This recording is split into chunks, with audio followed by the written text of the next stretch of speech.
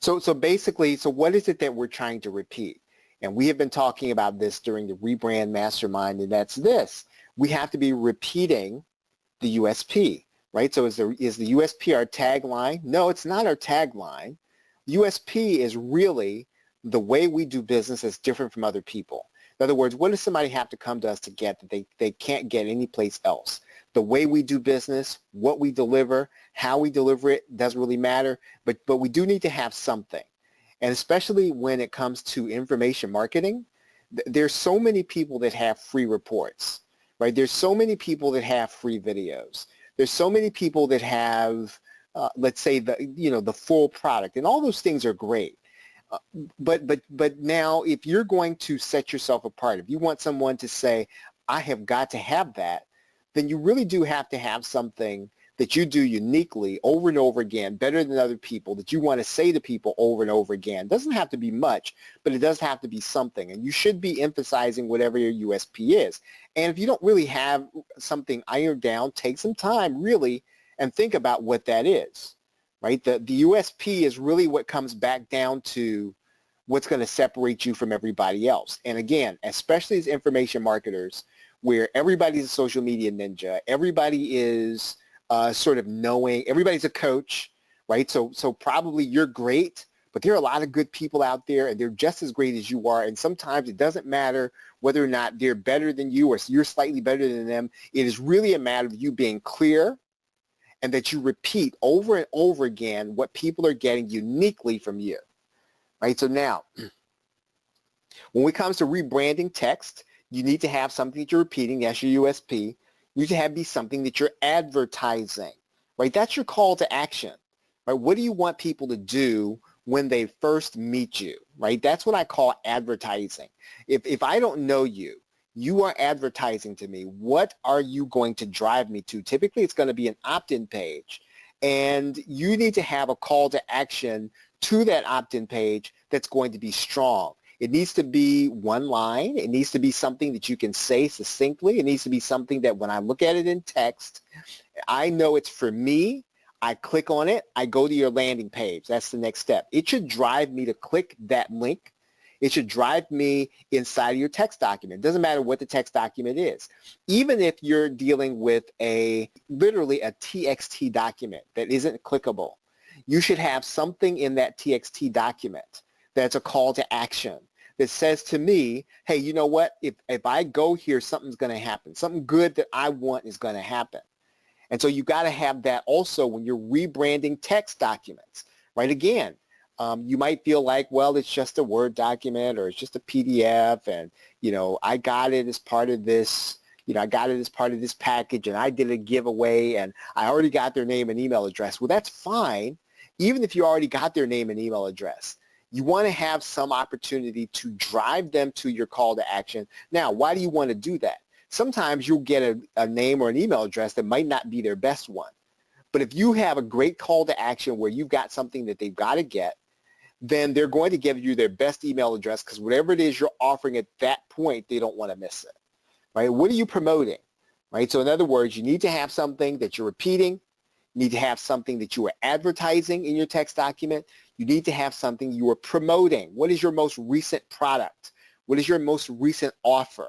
If you're offering a service, right, what can I get from you right now? What is your introductory offer to me? Your best offer. And it should be there in your text document someplace where I can click on it. And yes, and I'm going to show you this here in a minute, it might seem a little bit overkill, but it isn't really overkill, because these documents pass by people. We get Word documents, we get PDFs all the time. Sometimes we're looking at them on our mobile device. Sometimes we're looking at them on our PC. Sometimes we're even printing them out.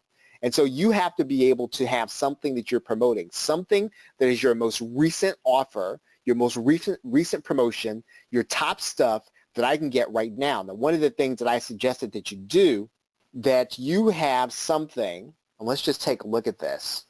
If I go to this site, and what I'm going to do is, remember, I have a plugin here that is called Affiliate Link Cloaking. Let's see if we get to it quickly. And remember now, this plugin, Affiliate Link Cloaking, allows me to do something like this. I'm going to add a new link, and this is going to be my domain name, whatever my domain name is, right? What do I want to do? Well, what I want to do is I want to have something like new or recent, right? It's good. And this then becomes interchangeable, right? So anytime that I have something that's new, I want to switch out that offer, right? I want to switch that out so that whenever somebody clicks on the new thing or I place that new offer, right, you can place it in some place. Yeah, somebody else said they've got Pretty Links Pro. It's pretty much the same thing, Jim. I know some of these attempt to keep the link hidden. Some of them attempt to hide them. I don't know how successful they are in encrypting links anymore. I think Google can see through those links, but I don't really think you have to encrypt them. I think as long as you have something that's always new and that you can switch out this offer so that whenever somebody clicks on that domain, on that URL that says yourdomainname.com/new, they're always going to get your most recent offer, right? So you don't have to change out the, change the URL in all your documents. So in other words, the only thing you're going to be changing out, you're going to change it out inside of your site. You're not going to have to go back and change all of your documents, right? You want to have one link in your documents, and then you want to change out that document. Okay, now the other thing that you and I have to do before we set up our call to action, because the call to action is going to be the most important thing, right? Because most people in the world don't know us yet.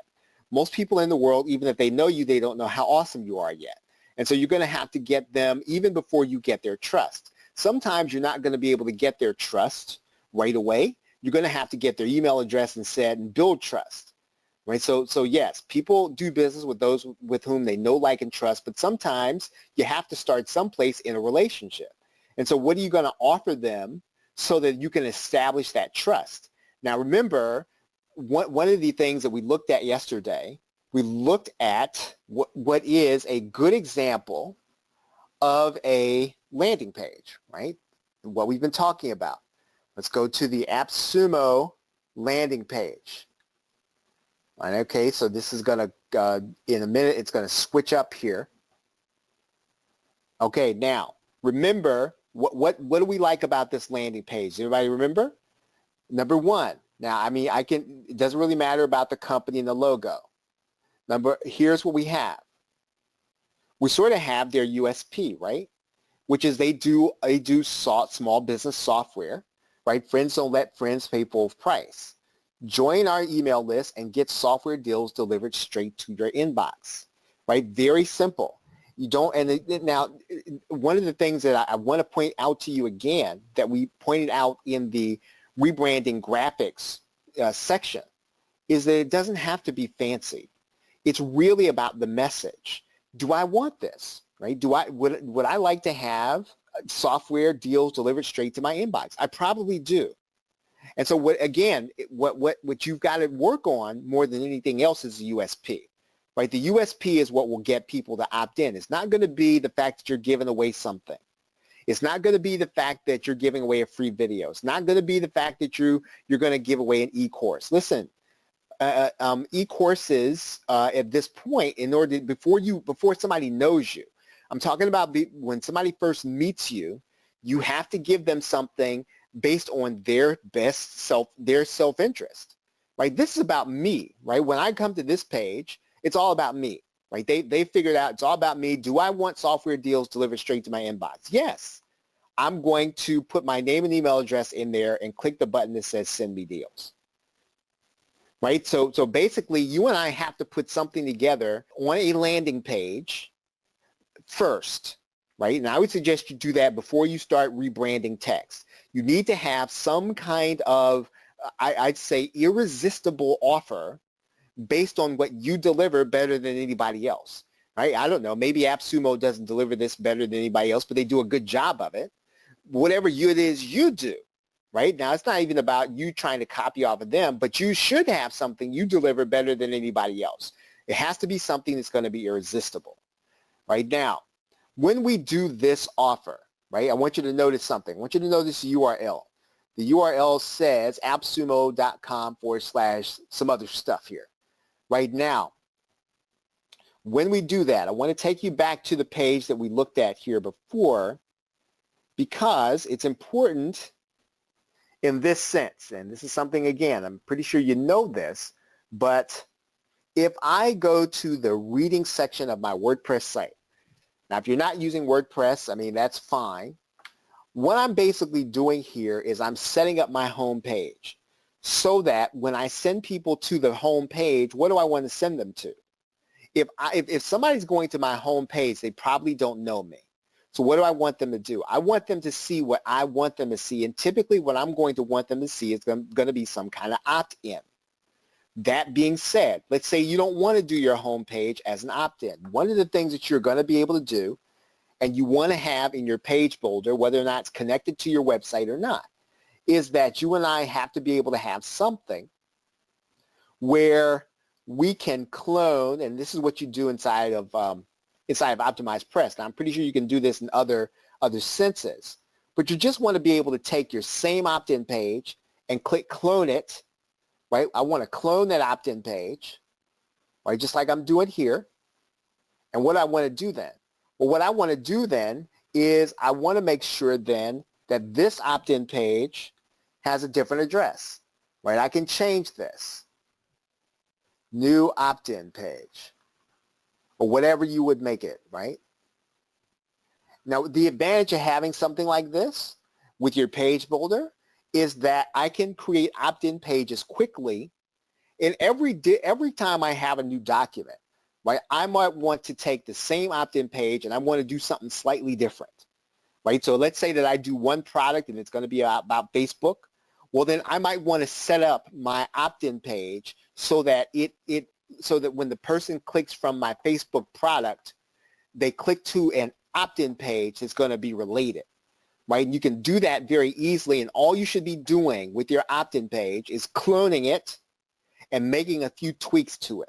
I know we're talking about rebranding text, but you have to do this before you start the rebrand process. Otherwise, it's not rebranding, right? Rebranding is, what are we going to repeat over and over again? What are we trying to get into people's minds? And again, the text documents are the things that we typically leave out, not because we don't know to do it, not because we don't know how to do it. It's because we look at it as extra. And all of these little documents, all these little things we do are the things that matter because they're cumulative over time. Okay, so we just talked about the AppSumo page. Remember, we have, so again, we have the call to action there. We have the USP there. So you can do that on your opt-in page. Again, the style is not important. You know, I guess there are some styles that are going to convert better than others, and sometimes you're going to, you know, put some things on the right side or on the upside. But I'd say first, before you start worrying about, you know, where your logo is going to be and all that stuff, get your message right, get your call to action ready, get your USP so it's irresistible, and your call to action so it's irresistible, and then get a current offer.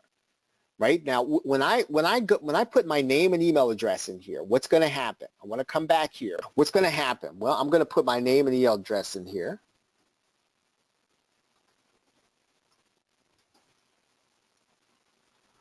Right, and then I'm going to click Send Me Deals. Let's see, no, I got to put my, okay, there it is. Okay, so now I just put my name and email address in there, and I get the current deal. Again, really, really simple stuff. That's the way it really needs to work, right? Just that simple. And you can do something that simple. You don't have to do anything complicated. What is your best offer right now? What is the best thing you have going right now? Right? Put that offer, make it available so that as soon as somebody opts in, they see this. Right now, yeah, they're going to probably get some emails from you, and you're going to tell them how cool you are and what they're about to get and all that stuff. That's cool. But you may not ever see them again. They may not ever get their email address. They may not ever go to their inbox. So now what you've got to do is you've got to make sure you've got to give them your current, your best, your coolest offer, right? Is everybody with me on that, right? So again, before we start the rebrand process, this is the stuff you have to do first. I'm going to assume that you are going to set those things up. All right, so what is it that we can rebrand? What documents can we rebrand? Okay, so first, we can rebrand the ebook guide. Now, what I'm going to do is we're just going to pull open an ebook guide. And typically, that's going to come in a Word document of some kind. Let's just say that it's some kind of Word document. So where can we rebrand? What is that we can do? Well, we can definitely change the graphics, but I'm talking about going a little further than that. Probably the easiest thing for us to do is going to be, we're just going to double click right inside of the header. And what we're going to do is we're just going to put something in there, right? We're just going to, I think we can center in here, right? I think we can align in here, right? We align the text in here. And then we're going to put our call, we're going to either kind of put our USP or our call to action in here, right? We'll put your domain .com, right? Or what we could do is we make this our USP, right? We say something like on-screen video tutorials in 30 minutes or less, something like that. Right? We want to reinforce what we do. And what are we going to do there? We're going to make this into some kind of hyperlink. Right? What do we want to hyperlink to? Well, we want to hyperlink to, right? Let's see, where's our link here? We want to hyperlink to either our call to action, right, or our current offer. Right? So what this is going to be is our landing page.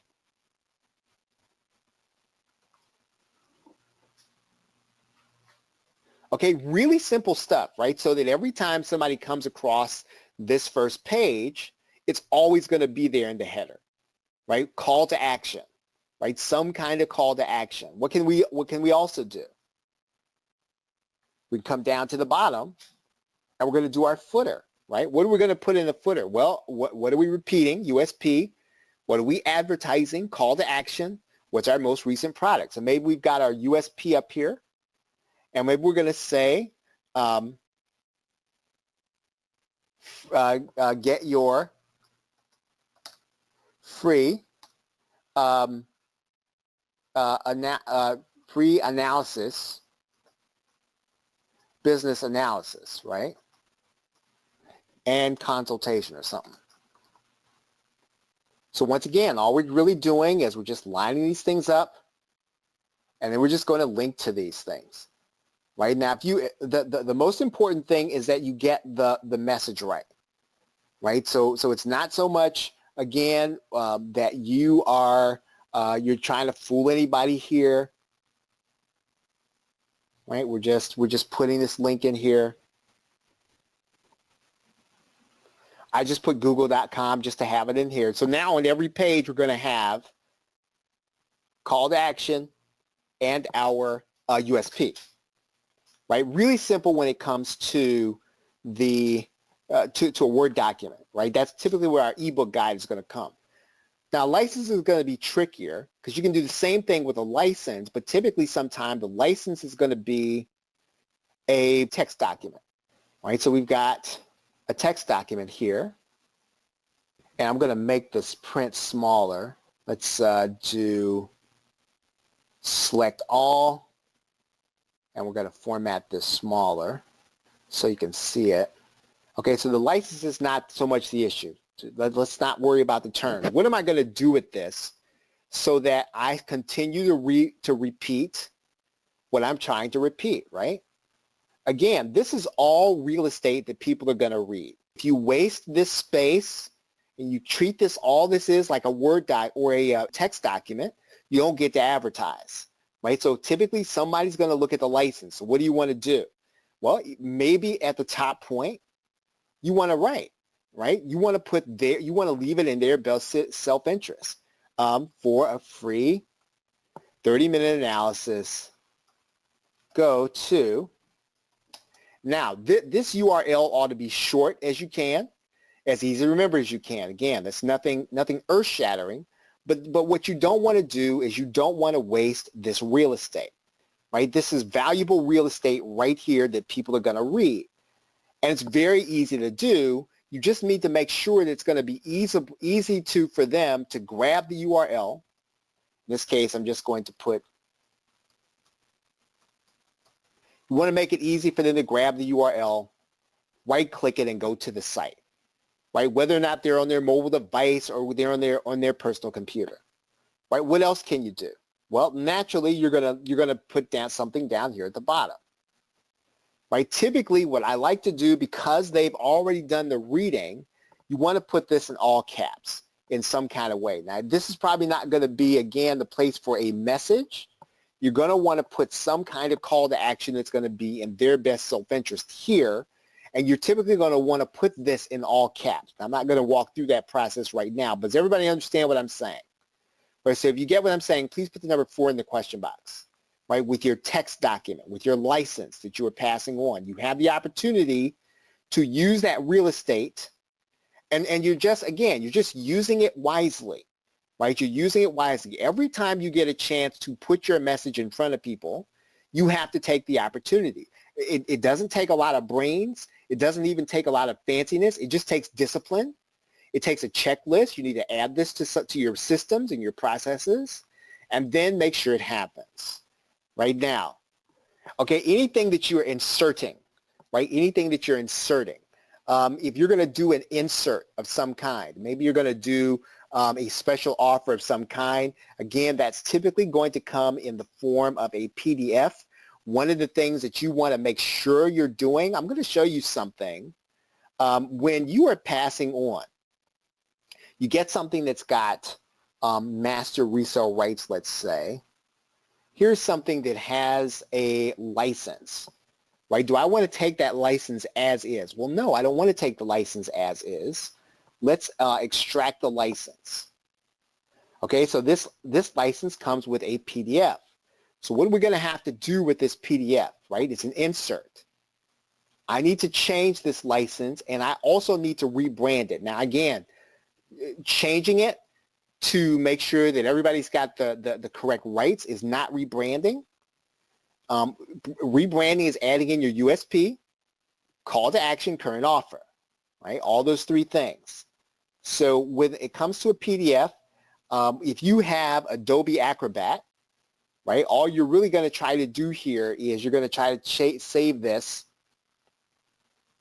as another document, right? And typically what you can do is you can export this to a Word document, right? Now I realize that not everybody has Adobe Acrobat, but if you do have it, it's fairly easy for you to just export the document to Microsoft Word, and you're going to make changes. So even if you have a PDF, that PDF is going to be changeable, and you just want to export that to Microsoft Word. Now there's services online. I think they're probably free where you can do it, where you can take a PDF and you can then export it into a Microsoft Word document. I mean, you could copy and paste it.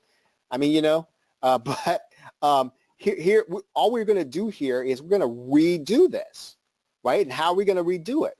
We're just going to click on top of here, right? And then we're going to add in our USP. We're going to come down to the bottom. We're going to add in our footer, right? And then we're just going to then resave it as a PDF, right? Really, really simple, but very easy to do. Yeah, Dana says they're all over the place in Google, right? Dana Castle says they're all over the place in Google, and that's true, right? You're going to be able to find them, right? But if you have an Adobe Creative Cloud, then you have Adobe Acrobat, right? And Adobe Acrobat has a lot of kind of neat little things you can do with it like that. Okay, let's talk a little bit about working with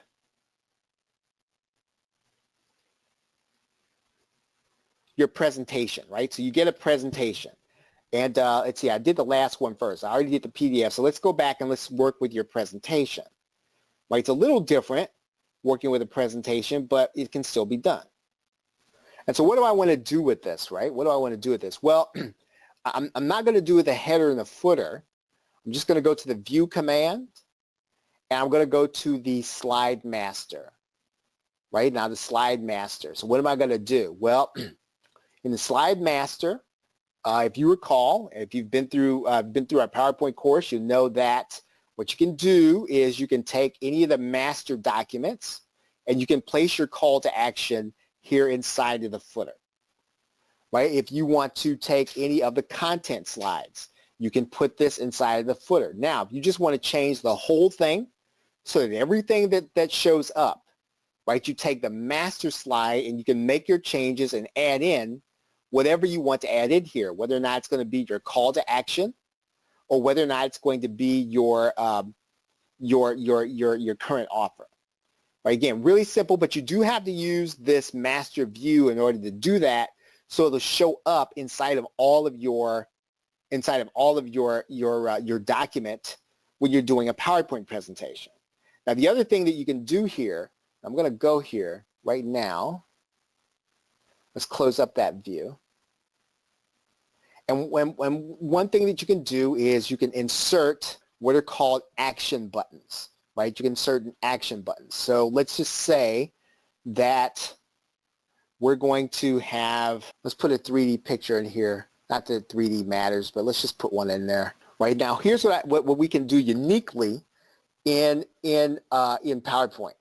PowerPoint now has what are called action buttons, right? So now what I can do with this action button is, right, I can hyperlink to a different portion of the presentation, or I can hyperlink to a URL, right? So I can do any of these things. I can hyperlink to a URL. I can hyperlink to a different slide. And so why would I hyperlink to a different part of the presentation? Anybody know? What would help me? What would help me if by going to a different part of the presentation? Well, they can go to the buy button. That's one thing. Yep, Jim, right? We can send them to a buy button. What else could I do?